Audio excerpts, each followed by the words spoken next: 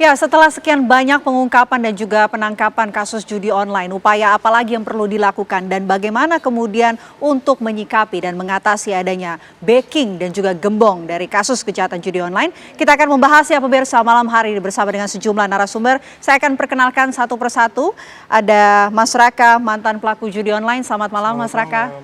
Sehat Mas? Alhamdulillah sehat. Alhamdulillah. Selain Mas Raka, ini di sebelah Mas Raka juga sudah hadir ada Ibu Hanifah Hasna selaku kriminolog. Selamat malam. Selamat malam, Mbak. Sehat Ibu? Alhamdulillah. Alhamdulillah. Di sebelah Bu Hanifah ini ada Irjen Pol Purnawirawan Arianto Sutadi, Penasehat Kapolri. Selamat malam Pak Arianto. Selamat malam, Mbak. Sehat Selamat Pak? malam. Alhamdulillah. Alhamdulillah sehat. Selain ketiga narasumber kita pemirsa, kami juga akan menyapa narasumber melalui sambungan virtual Zoom. Ada Pak Khoirul Anam, anggota Kompolnas. Selamat malam Pak Khoirul. Malam semuanya, sehat selalu. Baik, sebelum kita memulai diskusi kita bersama dengan sejumlah narasumber pemirsa, belakangan sejumlah cerita korban judi online menjadi perhatian publik. Beberapa saat lalu publik digegerkan dengan kasus poluan di Mojokerto, Jawa Timur, di mana pelaku ini nekat membawa suaminya yang diduga kecanduan judi online. Seorang poluan yakni Brigadir 1 membakar suaminya yang juga merupakan polisi, Brigadir 1 Dian Dwi Wicaksono, lantaran marah karena sang suami sering menghabiskan uang belanja untuk bermain judi online. Ya, ini adalah sederet kasus kecanduan judi online pemirsa. Selain itu juga ada kasus lainnya di mana ada Letda R, perwira keuangan atau Paku TNI AD dari Brigif Tribudi Maros, Sulawesi Selatan ditangkap karena menggelapkan uang persatuan sebesar 76 juta rupiah. Ia 876 juta rupiah. Ia nekat menilap uang kesatuan lantaran kecanduan judi online.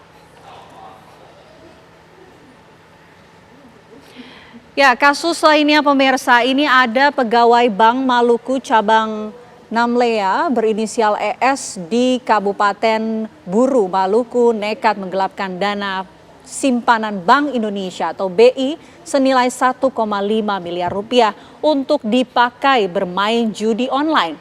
ES menjalankan aksinya tanpa ketahuan selama 1 tahun terakhir dengan cara memalsukan laporan keuangan. Dugaan penggelapan dana yang dilakukan oleh pelaku ini terjadi sejak Desember 2022, di mana ES memanfaatkan posisinya sebagai penanggung jawab titipan BI di Bank Maluku cabang Namlea.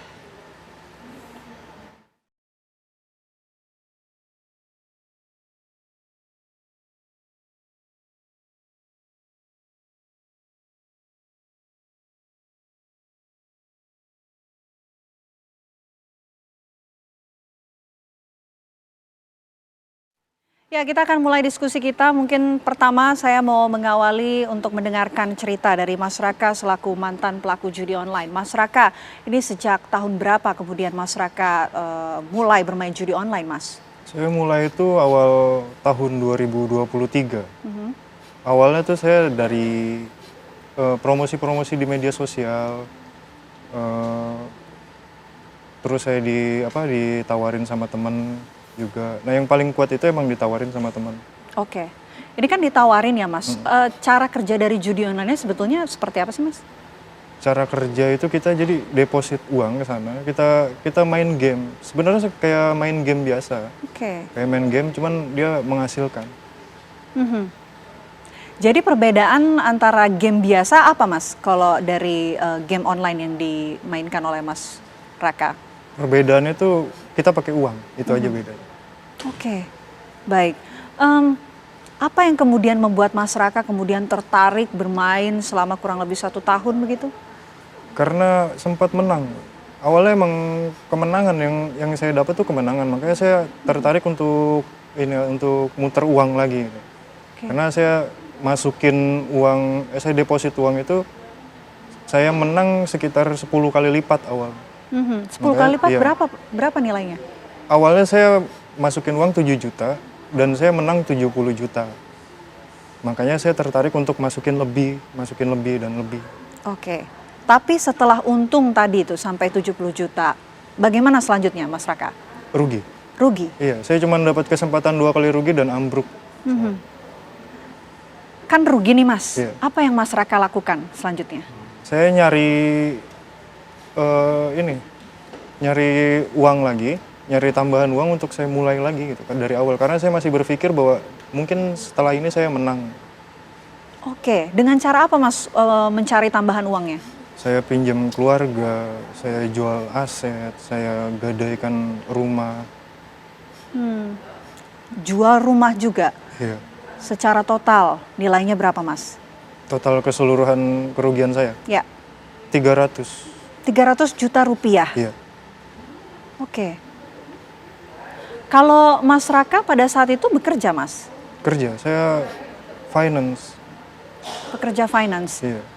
Lantas dengan kemudian mencari banyak pinjaman, begitu menjual rumah, pekerjaan sehari-hari Mas Raka seperti apa Mas? Pekerjaan lancar, cuman saya sempat juga pakai uang kantor gitu. Pakai uang kantor untuk ngelakuin itu. Pakai uang kantor. Iya. Berapa Mas? Sekitar 20. 20 juta. Iya. Sempat diperkarakan Mas Raka? Enggak, karena saya lama di sana dan saya terus terang ke mereka kondisi saya dan mereka prihatin, akhirnya dijadikan hutang. Oke. Mas, ini Anda kemudian mengambil kerugian dari pinjol kah? Enggak. Enggak. Dari mana Mas? Saya dagang. Dagang. Oke. Kalau selain kemudian jual-jual rumah begitu, mencari pinjamannya didapatkan dari mana Mas? Dari keluarga. Dari keluarga keluarga. dan teman-teman. Kalau keluarga responnya seperti apa setelah Mas Raka ini minta untuk meminjam uang? Setelah awal pinjam uang sih mereka ngasih gitu. Cuman setelah tahu saya untuk judi, mereka marah. Mereka prihatin sama saya. Akhirnya saya nggak pernah dikasih pinjam lagi. Oke. Setelah terjerat judi online Mas Raka, apa yang kemudian Mas Raka alami? Saya berhenti dari kerja karena masalah itu. Saya ditinggalin calon istri saya. Akhirnya saya ambruk gitu. Saya stres. Oke. Lantas kemudian bagaimana Mas Raka bisa memutuskan untuk berhenti begitu, untuk nggak lanjut lagi nih main judi online? Titik balik saya waktu saya ditinggal sama calon istri saya. Karena saya mau nikah beberapa saat lagi. Saya ditinggal karena saya ketahuan judi online. Nah, itu titik balik saya di situ. Makanya saya berhenti dari semua itu. Oke. Itu yang membuat Mas Raka berhenti. Iya. Tapi sampai saat ini Mas, itu berhenti tahun berapa Mas? 2023 akhir. 2023. Sampai saat ini masih tertarik gak Mas untuk main judi online lagi? Enggak. Karena saya akhirnya sadar bahwa itu semua ilusi. Emang apa sih Mas yang dirasakan begitu selama main judi online sampai gak sadar gitu? Untuk spesifiknya saya tuh main slot. Main slot itu dia perputaran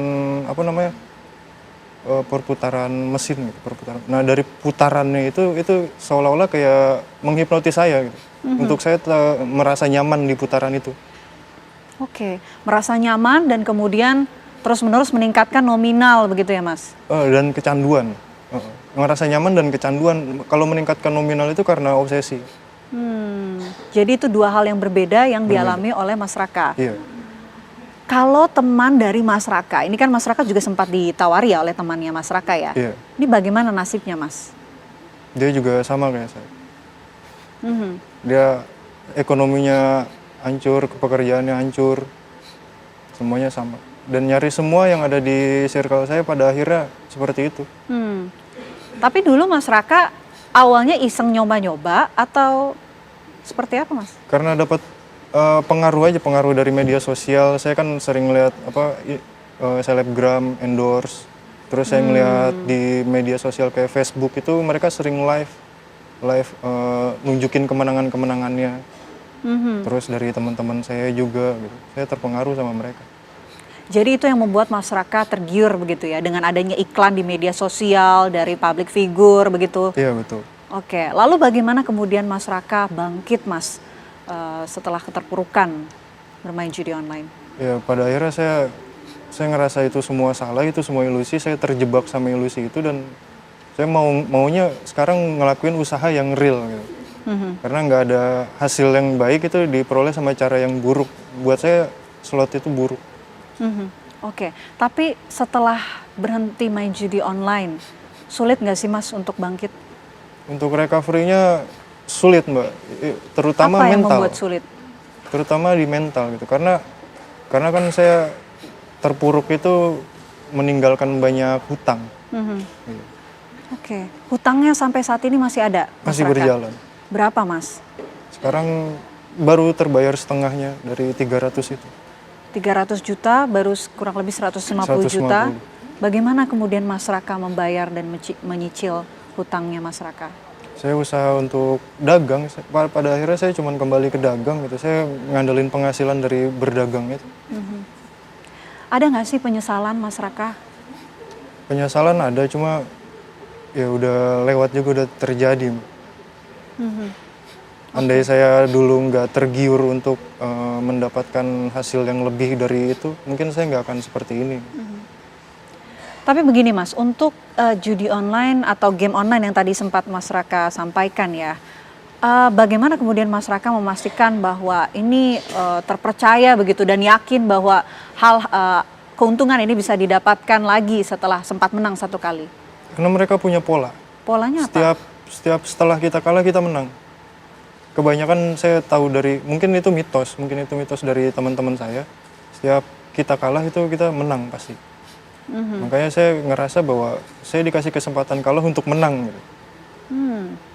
Oke. Dan itu uang keuntungannya bisa langsung diambil dan juga dinikmati begitu ya Mas ya? Iya langsung. Oke. Baik. Itu dari Mas Raka. Sekarang saya mau ke Bu Hanifah ya. Bu Hanifah, mendengar cerita dari Mas Raka, salah satu mantan pelaku judi online yang sudah berhenti saat ini, dan mungkin banyak cerita-cerita lainnya. Apa sih yang sebetulnya membuat masyarakat masih terjerat dengan adanya judi online? Padahal sudah ketahuan begitu, ini hanya membuat terjerat sesaat saja begitu. Ya, baik, sebetulnya sudah dijelaskan sama Mas Raka ya, bahwa pertama itu karena ada kemudahan dalam berinternet. Terus semua orang mengakses, semua orang diiming-imingi. Jadi agresif sekali itu iklannya gitu. Ketika iklan itu agresif, terus menunjukkan kehidupan yang hedon, siapa yang nggak kepengen? Ya, akhirnya mereka mengikuti itu. Padahal dengan dia sudah mengikuti itu, yang kena kan wiring system. Jadi ada bagian otaknya yang rusak sehingga dia jadi adiksi. Nah, ketika adiksi, dia sudah tidak bisa menghentikan karena dopaminnya keluar terus. Dia ingin mencapai kesenangan-kesenangan baru. Nah, kesenangan-kesenangan baru itu membutuhkan modal yang besar. Untung Mas Raka ini bisa menghentikan di 1 tahun pertama dia terjerat. Jadi adiksinya masih 1 tahun dan dia ada titik balik untuk membuat dia baik. Tapi yang lain, karena ketika dia sudah kecanduan judi online, yang terpengaruh secara sosial, finansial, mental, seperti yang disampaikan Mas Raka, mentalnya kena. Secara sosial pasti dia dijauhi sama orang, karena ngutang aja sekarang udah nggak bisa, ya kan? Finansial, kalau sudah berkeluarga itu biasanya terjadi kekerasan dalam rumah tangga, karena dia akan menjual semua aset yang ada di rumah. Terus dalam kondisi mental yang buruk, dia akan menjadi pribadi yang agresif, sehingga dia cepat sekali menyerang, dia cepat sekali marah, dan dia tidak bisa menjadi pribadi yang baik di rumah itu. Nah, tidak jarang terjadi kekerasan dalam rumah tangga, bahkan pembunuhan atau bunuh diri ketika dia sudah tidak bisa menyelesaikan permasalahan itu. Nah, ini kan dampak secara jangka panjang kan menjadi besar, kecuali Mas Raka untuk orang-orang yang cepat untuk sadar gitu, walaupun dengan kerugian yang luar biasa. Seperti itu. Oke, baik. Setelah pengungkapan dan juga penangkapan dari kasus judi online ini, upaya apa sebetulnya yang perlu diperbaiki dan juga ditingkatkan oleh pihak kepolisian? Tapi dijawab nanti Pak Arianto usai jeda. Kami jeda terlebih dahulu pemirsa. Apa kabar Indonesia Malam akan kembali sesaat lagi untuk Anda.